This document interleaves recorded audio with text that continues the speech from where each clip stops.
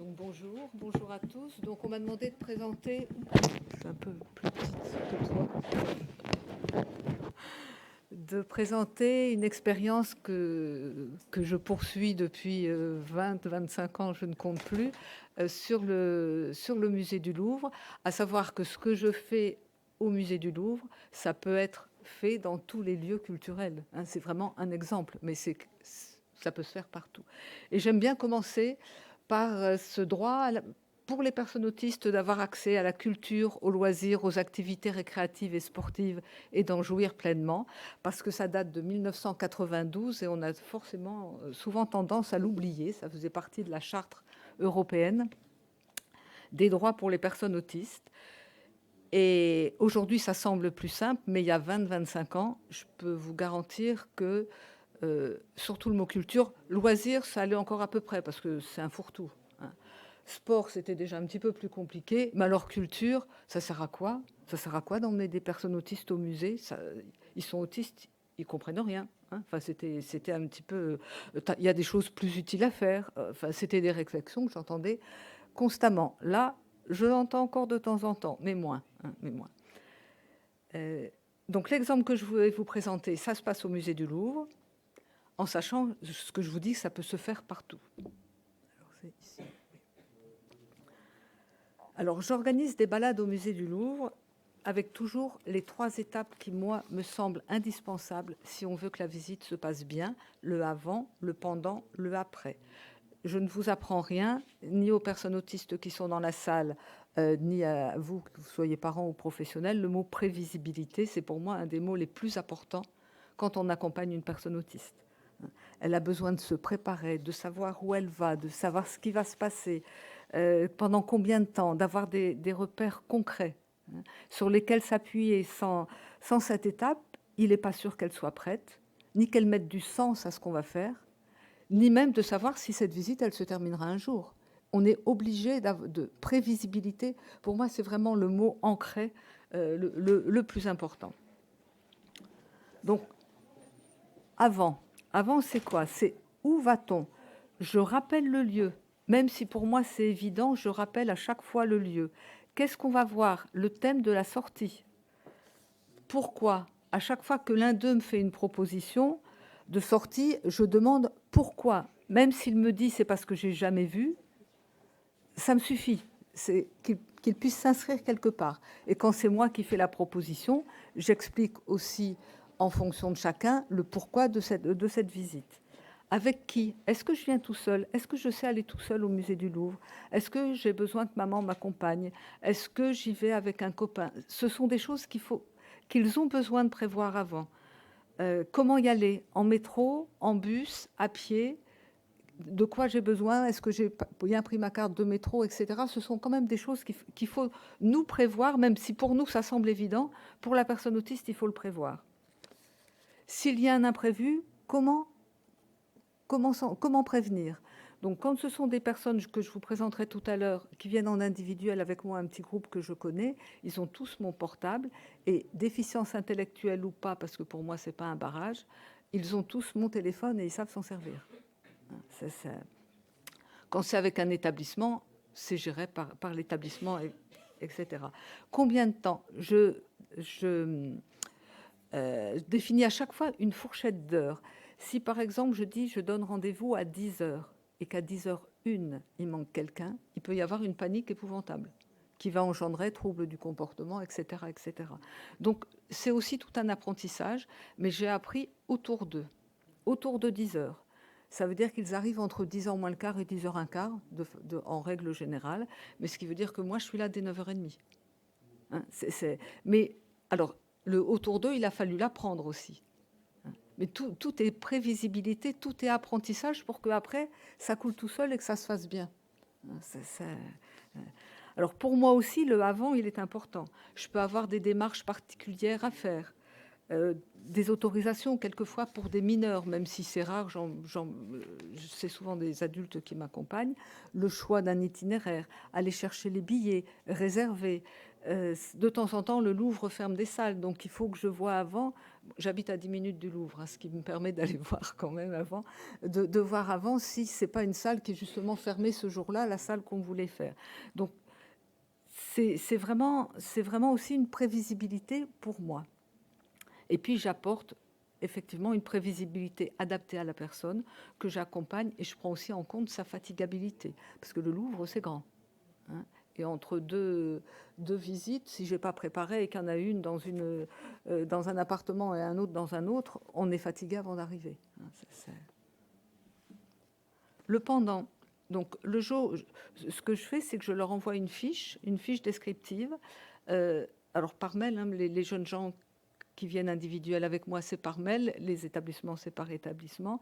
Je leur envoie par mail une fiche descriptive de ce qu'on va faire. Le fait d'avoir préparé cette fiche, ça nous permet justement d'aller aux imprévus. Tiens, on a prévu tel parcours sur, je dis n'importe quoi, les sculptures grecques et romaines. Puis j'ai prévu, moi, en y allant, quelques sculptures, puis il y en a un qui est attiré par une autre. Mais ce n'est pas gênant d'aller à l'autre, puisqu'on a notre fiche pour pouvoir se retrouver, on n'est pas perdu. J'ai toujours 2 exigences pour ces visites. La première, c'est que chacun réponde à mon mail pour me dire s'il vient ou pas. Je demande « dis-moi si tu viens » plutôt que « est-ce que tu auras envie de venir ?» Auquel cas, la réponse, j'aurais pas la bonne réponse. Il faut vraiment quelque chose de très net, de pas du tout confus. Et cette exigence me permet de mieux organiser la sortie, parce que même si j'ai la gratuité, je dois dire je viens avec tant de personnes. Généralement, je prévois toujours 1 ou 2 de plus au cas où il y ait quelque chose, mais il faut quand même prévoir. Et puis surtout, pour la personne qui va venir avec moi, c'est une façon de se rendre actrice. Quand je dis « je viens », ça veut dire que je m'engage quelque part. Et donc, la personne est vraiment actrice de sa visite, et ça, je trouve que c'est extrêmement important.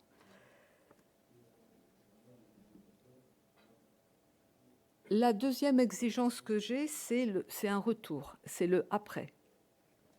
C'est une étape aussi importante pour moi que la prévisibilité.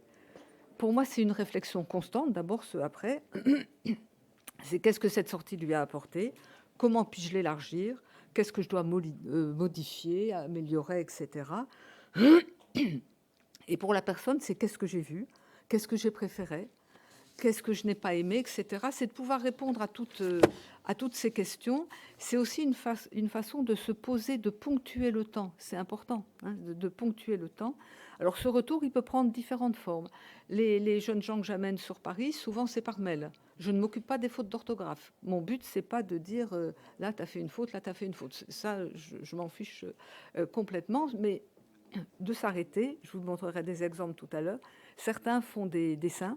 J'ai énormément de dessins. Vous allez voir tous les dessins qui sont sur ce document. Ce sont des dessins faits au cours de visite. Et il y a même un jour une petite jeune fille qui m'a dit « Est-ce que je peux t'envoyer une impro au piano sur comment je me suis sentie ?» Alors pour moi, c'est du cadeau quand même. C'est extraordinaire de recevoir des choses comme ça. Donc avec le groupe parisien, on fait des sorties en moyenne 1 fois par mois. Il m'arrive aussi d'accompagner des groupes de province qui me disent « Tiens, est-ce qu'on peut venir visiter le Louvre avec toi ?» etc. Ça c'est toujours possible. Et le Louvre propose aussi des ateliers qui sont ouverts aux porteuses de handicap, et toujours gratuites, ce qui est quand même... Tout ce que je fais là, c'est gratuit, donc c'est quand même important à savoir comme détail. Et 1 fois par trimestre, j'essaye de faire un atelier parce que ça va apporter une dimension en plus qui est le partage. Le partage, c'est un mot très compliqué pour une personne autiste. Et donc, comment on va pouvoir partager, c'est ce que je vais essayer de vous montrer. Et le fil conducteur, j'ai mis ma truc avant, je vous le dirai après. Donc, voici un exemple de partage. C'est un atelier de papier déchiré fait à partir d'un atelier de Delacroix, le combat des chevaliers dans la campagne. Donc, je leur envoie une photo du tableau avec quelques informations plus techniques sur les notions abordées, sur le temps passé dans le musée, le temps passé dans l'atelier, ce qu'on va faire pendant ces 2 temps, etc. Donc, je leur envoie la photo du tableau, comme ça ils savent devant quel tableau on va se retrouver. Nous allons jusqu'à l'atelier où chacun dépose ses affaires et emmène un petit siège pliant, des cartons, des feuilles, tout ça fourni par le musée du Louvre, hein. Ils viennent, eux, les mains dans les poches, c'est le Louvre qui fournit pour les ateliers. On parcourt le musée jusque devant ce fameux tableau de Delacroix où chacun s'assoit et croque. Donc c'est le terme que j'ai employé, croquer, en leur expliquant ce que c'était que croquer un tableau. C'est pas les croquer dans le bras de son voisin, mais il faut expliquer. Mais ce sont des termes techniques qu'il est important de savoir. Et puis il y a une animatrice donc qui aborde avec eux quelques conseils sur la composition de la peinture, sur les différents plans, et chacun prend ce qu'il veut. C'est pas une école, c'est pas une classe, hein. Chacun y prend vraiment ce qu'il veut. Donc, retour dans l'atelier où les croquis de chacun sont regardés. Et ensuite, l'animatrice, elle esquisse sur une grande feuille de papier le plan, le schéma de ce tableau de Delacroix. Et puis après, donc c'est du papier déchiré, chacun. Alors, partage, oui, mais du partage structuré. Donc, je détermine les espaces. Qui pour le cheval noir, qui pour le cheval blanc, qui pour les cavaliers, qui pour le paysage. Je suis obligée de structurer. Autrement, papier déchiré sur ce grand machin, c'est la panique, hein. Donc, avec l'animatrice, on canalise un petit peu l'espace. Chacun s'y met. Que la personne soit douée en peinture, en travaux manuels ou pas, ça n'a aucune importance. C'est le plaisir qu'il prend. Et puis, au bout d'une heure et demie, c'est quand même pas mal. Alors, pour ce tableau-là, ce qui était drôle, c'est que quand les personnes autistes viennent avec un IME ou un ESAT ou un FAM, ils emmènent leur œuvre. Là, ils sont chacun en individuel. Je ne vais pas donner un petit morceau à chacun. Et donc, c'est le responsable handicap du Louvre qui a mis ça dans son bureau. Vous imaginez la valorisation. On a un tableau au musée du Louvre, dans le bureau, dans un bureau. C'est quand même assez extraordinaire. Après,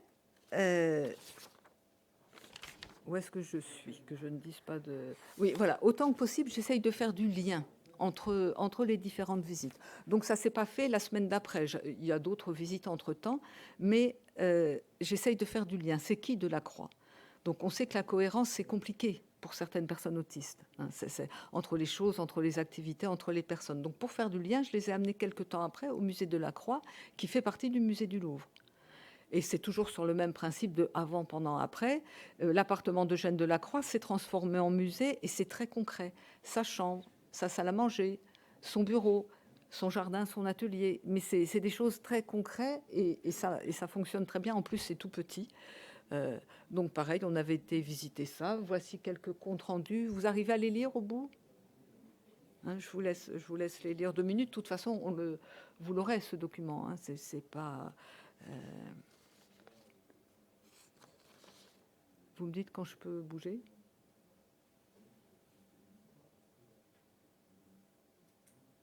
C'est bon? Et donc, j'essaye, je leur dis, lors de ces voyages, on a fait après un autre atelier, toujours après, quelques temps après, on a été fabriquer un carnet de voyage en s'inspirant de Delacroix. Donc, je leur explique que Delacroix, il voyageait avec ses petits carnets, et c'était quand il revenait dans son atelier qu'il faisait ses tableaux, hein, mais qu'il ne faisait jamais ses tableaux en voyage. Et donc, après, il ne s'est peut-être pas du tout inspiré de ce cheval-là, mais c'était pour donner du lien. Peut-être qu'il s'est inspiré de ce croquis-là qu'il avait fait pour faire ce tableau sur lequel on avait déjà travaillé. Et donc,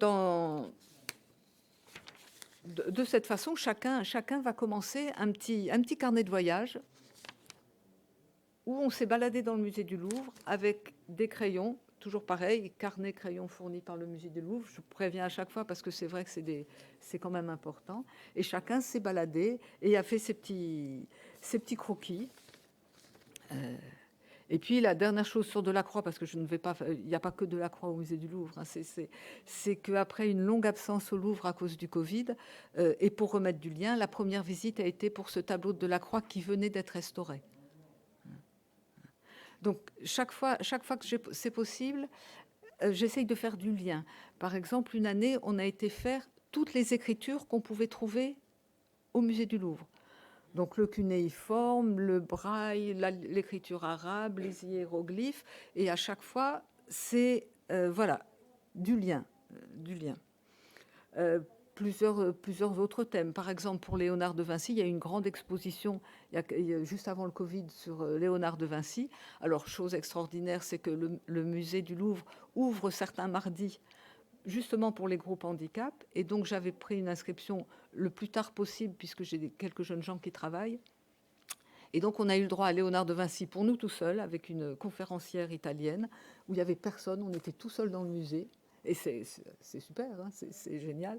Et pour les préparer à Léonard de Vinci, parce que c'est qui Léonard de Vinci, à part la Joconde, c'est qui, on a été faire quelques semaines avant un pique-nique au Clos Lucé, comme ça on allait voir un petit peu tout ce qui était Léonard de Vinci, tout ce qu'il avait fait, les maquettes, etc. Et puis la Joconde passait en second plan dans toute cette histoire.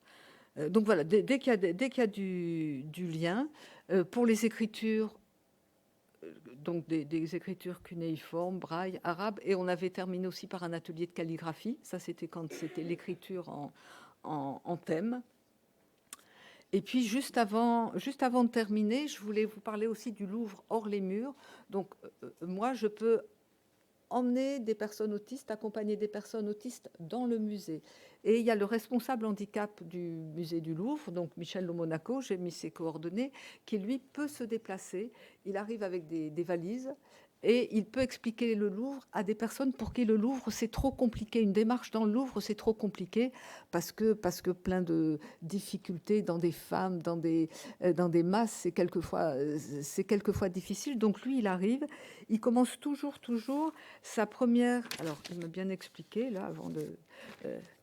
Sa première mallette, c'est vraiment une mallette avec un plan de Paris, avec des petites maquettes de tous les monuments et où est-ce qu'on les met, où est-ce qu'on met le musée du Louvre au milieu, etc., des objets sensoriels. Et puis ensuite, il fait comme ça 3-4 séances. Et au bout de 3 ou 4 séances, les personnes savent si elles sont... Enfin, l'établissement, généralement, se dit, tiens, ils sont capables de faire une visite au musée du Louvre ou on va rester sur les maquettes à l'extérieur. Mais ça se fait depuis quoi? Il fait ça depuis 3-4 ans à peu près, Michel. Hein. Et je trouve que c'est vraiment une démarche en plus qui est vraiment intéressante parce qu'il se déplace et ça permet aux personnes d'avoir le musée chez elles.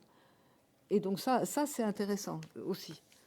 Et quand on peut aller au musée aussi, enfin, les deux sont bien complémentaires et l'un peut préparer à l'autre. C'est ce que je trouve intéressant. Donc, il m'a autorisé à mettre ses coordonnées si jamais ça a intéressé quelqu'un d'entre vous. Voilà, donc je vous ai mis comme ça quelques dessins faits par eux-mêmes. Là, c'était les tableaux Disney. Hein, on s'était baladé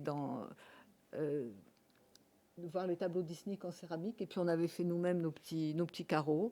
Puis ça, c'est divers dessins faits au cours de nos différentes visites. Ça va, je suis dans les temps? Parfait. Bon. Eh bien, merci beaucoup.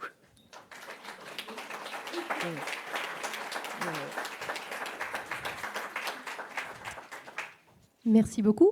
Peut-être pour compléter votre présentation, savoir comment vous contacter, oui, pour qui vous travaillez, vous ne l'avez pas fait. Peut-être juste pour préciser un peu plus au public, je pense qu'ils seront très intéressés. Alors, je travaille sans ni aucune association, ni aucun établissement. Je fais ça vraiment de façon indépendante, parce qu'il y a pas mal de jeunes adultes, les parents ou eux-mêmes, et ça les regarde, et ne veulent plus faire partie d'associations.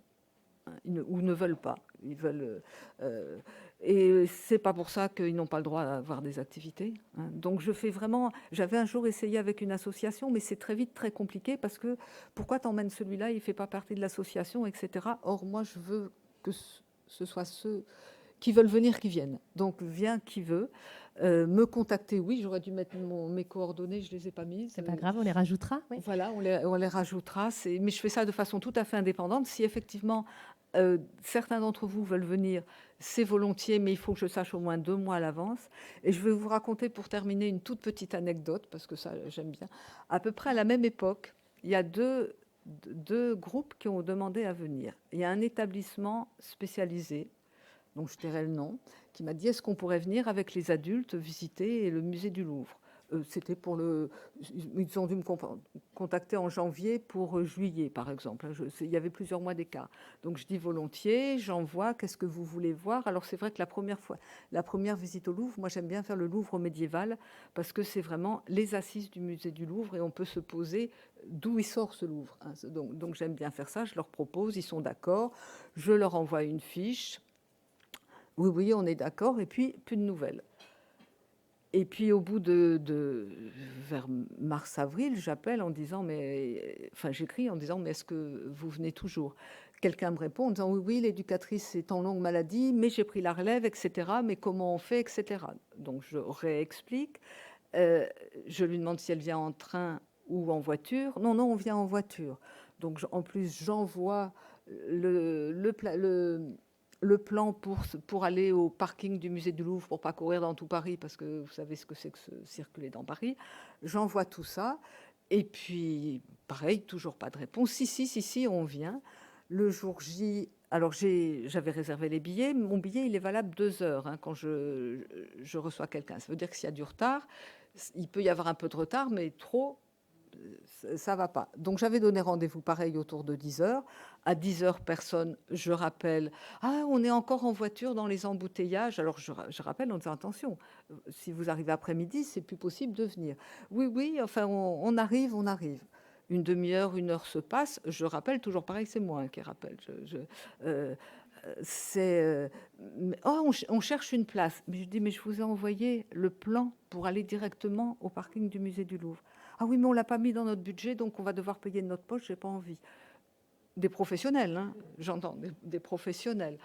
Puis pour finir, ils sont arrivés en retard, évidemment. Hein, et ils n'ont pas pu rentrer au Louvre. Et les accompagnants, alors à mon avis, comme c'était l'été, ça devait être aussi, c'est la difficulté des établissements, c'est qu'ils ont dû prendre du personnel à toute vitesse, parce que un des deux accompagnements, c'est pas grave, on va les emmener à la Tour Eiffel. Des personnes autistes, hein, qui ont prévu d'aller voir ailleurs. Hein, mais bon. À la même époque, une association m'appelle en me disant que je connaissais. Il y a une association Asperger me dit il y a certains jeunes adultes qui aimeraient bien venir mais ils veulent venir tout seuls sans être accompagnés. Est-ce que tu es prête? Je dis bah oui. En plus, j'en connaissais 2 ou 3. Il n'y a pas de souci. Il y a pas de. Ils étaient à l'heure. Ils étaient impeccables. Tout se passe à merveille, à l'heure, intéressés et me remerciant, alors je ne fais pas ça pour le merci, mais le lendemain me remerciant pour la visite, alors que les autres, je n'ai même pas eu un mot d'excuse en disant vous a fait perdre votre journée. Ça, et je me dis, mais c'est qui les plus handicapés quelque part? Enfin, c'est là, c'est qui les plus handicapés? Et c'est aussi la difficulté de certains établissements, parce que j'ai une formation de base d'éducatrice spécialisée, donc on sait que de temps en temps, comme il manque du personnel, on prend les premiers venus qui ne sont pas du tout formés, et c'est désespérant quand même, parce que c'est nos jeunes qui trinquent quand même quand c'est comme ça. Hein. Voilà la petite anecdote que je voulais vous dire. Merci, merci pour l'anecdote. Mais je laisserai mes coordonnées, on les mettra sur le document. On les rajoutera, très bien. Ah oui. Est-ce qu'il y a des petites questions? Oui, non, c'est parce que Laurence me dit de rappeler que j'ai écrit un livre sur le musée du Louvre. Je suis très mauvaise. Si vous voulez le feuilleter, n'hésitez pas. Est-ce qu'il y a des questions, des remarques? Non. On va aller chercher Monsieur Théviot qui est rentré, reparti. Et on va le chercher pour son témoignage. Oui, allez-y. Oui. Oui. C'est pour ça que je vous dis, Si, on a chacun notre bénévolat, c'est le mien.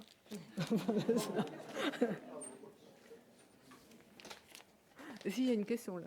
Oui, je vous amène le micro.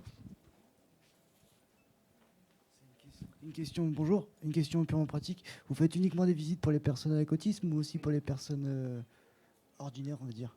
C'est Non, c'est pour les personnes autistes. Ouais, ok, ça marche. Très bien, merci. À partir de quel âge à peu près? Alors, les personnes que j'emmène là, mon groupe habituel de Paris, ils ont entre 25 et 35 ans.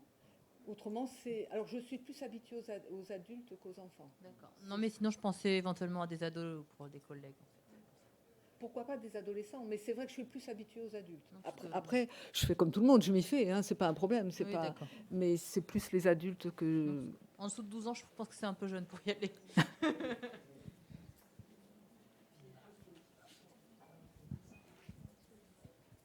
Ah non, non, non. Ah non, non, j'ai pas de question. Bravo. Merci. Bon, on va attendre Monsieur Théviot. Bon, vous avez déjà eu une première intervention sur l'accès au sport, il y avait l'accès à la culture, et puis on devait avoir le témoignage de Monsieur Théviot. Voilà, qui est parti. Peut-être c'était trop long pour lui. Peut-être, ouais, peut-être. Laurence est partie le chercher à sa recherche. Alors, oui, vous voyez ma tête. Alors, Laurence, voilà. Donc, en fait, j'ai bien trouvé Monsieur Thévieux qui est dans la salle d'à côté et en fait, qui vient de m'expliquer qu'il avait prévu une intervention avec son piano. D'accord. Ce qu'il ne nous avait pas indiqué. Ok. Et donc, du coup, lui, il a prévu cette organisation-là. D'accord. Et il va intervenir dans l'autre salle. Qui est pleine. Qui est pleine. Donc, je vais essayer de voir si on peut faire quelque chose pour que vous puissiez assister à la présentation en même temps.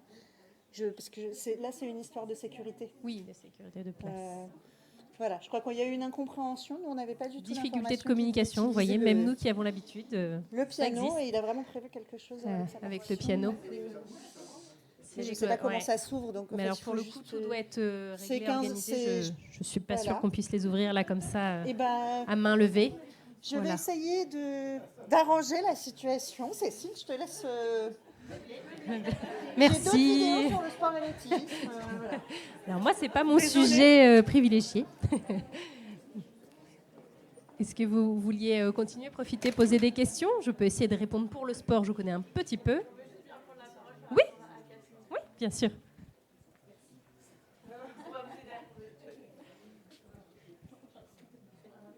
Ouais, je vais. Donc moi, j'ai pu profiter. Alors pas. C'est pas bon. Comment? Il faut que je fasse comment? Comme ça? Comme ça, c'est bien. Ok. Ouais, j'ai pu profiter du travail d'un élève de Catherine. Et donc au musée d'art moderne de Paris et actuellement à l'Institut du monde arabe. L'effet incroyable que ça a eu sur moi, c'est après une longue période d'isolement de plus en plus, progressif, d'isolement de plus en plus marqué, j'ai repris pied un peu dans la société et j'ai retrouvé l'envie d'aller vers grâce aux séances avec Nathan. Et à chaque fois, moi ce que j'aime beaucoup, c'est qu'il y a c'est par cycle. C'est-à-dire on a eu un cycle de 5 séances au musée du Louvre, toujours à peu près avec le même groupe et toujours très adapté en termes de temps. Et aussi, on fait pas tout le musée, quoi. À chaque fois, on s'arrête sur 4-5 œuvres. On s'installe. C'est vraiment super adapté. Et moi, ça a bouleversé ma vie ces dernières années, en fait. Merci, Catherine.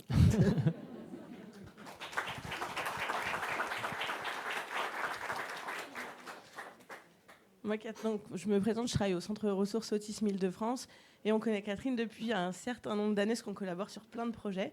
Et moi, je suis en charge de l'accès à la culture des personnes autistes et c'est vraiment très agréable de bosser avec Catherine. Parce que là, elle parle du Louvre, mais il y a eu ce travail avec un étudiant qui s'appelle Nathan, qui maintenant travaille à l'Institut du monde arabe. Donc, il développe les mêmes parcours que Catherine. Et là, Catherine, maintenant, travaille avec le musée de la Marine sur Paris pour développer aussi ses ateliers. Donc, voilà, Catherine, c'est la personne qui va semer plein de petites graines dans tous les musées parisiens pour nos adultes autistes. Et c'est vraiment très agréable de travailler avec toi, Catherine. Eh ben, merci. Encore une dernière chose. Catherine, tu vois, maintenant, je fais un petit peu de père et danse. Et récemment, je discutais avec un jeune homme de 18 ans qui me faisait part de son extrême solitude, vraiment très, très douloureuse.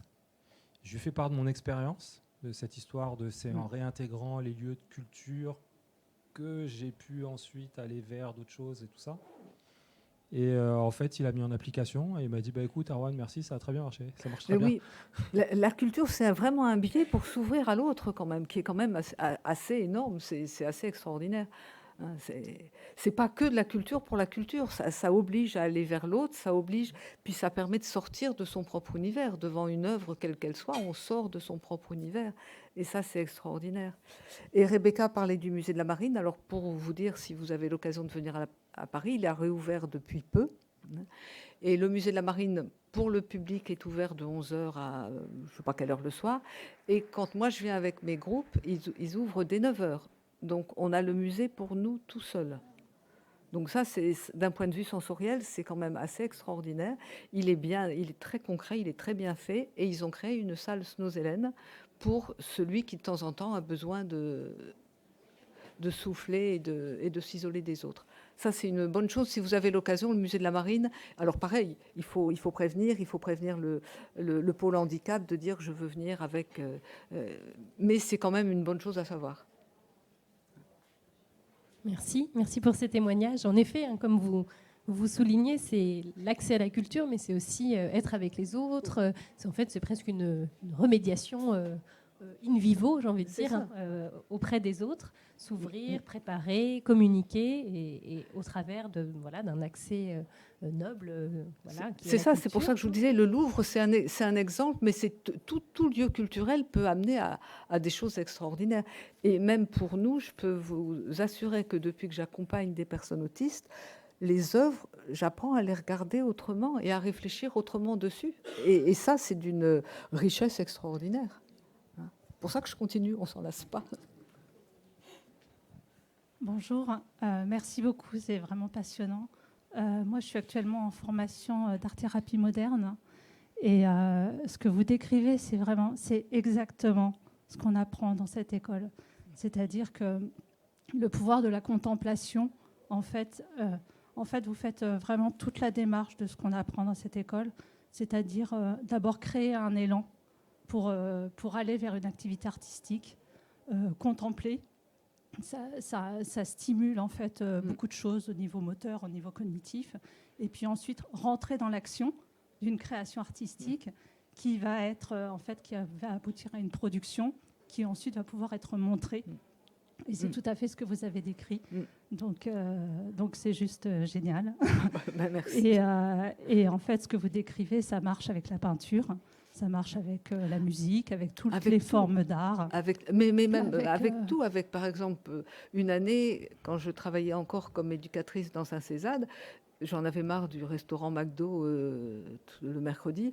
Donc, on a fait, une fois par mois, on faisait un pays différent. Et ça aussi, c'est de la culture. Oui, bien sûr. Et ça aussi, ça se prépare. Oui. Et on a plein d'outils pour préparer ça. Et ça aussi, ça ouvre à d'autres. Et donc, tous les mois, on faisait un pays différent.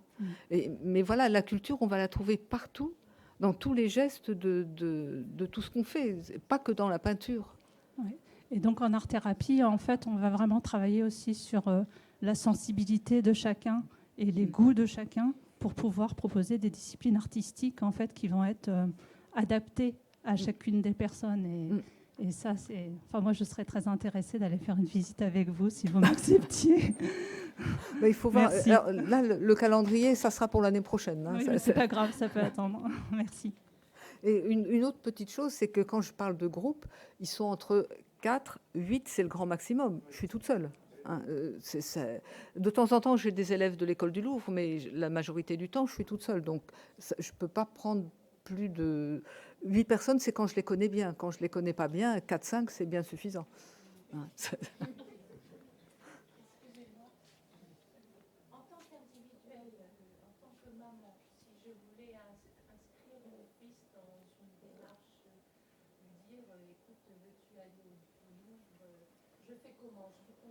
Votre fils, il est adulte ? Oui, à ce moment-là, vous me contactez et puis je vous donne mes dates, mais je ne sais pas encore les dates de la rentrée, et de voir s'il peut rejoindre le groupe parisien. Mais je les préviens, j'ai besoin de le savoir avant parce que je les préviens. Je leur dis aujourd'hui, il va y avoir une nouvelle personne, il va y avoir... Voilà. Merci. Laurence, la suite.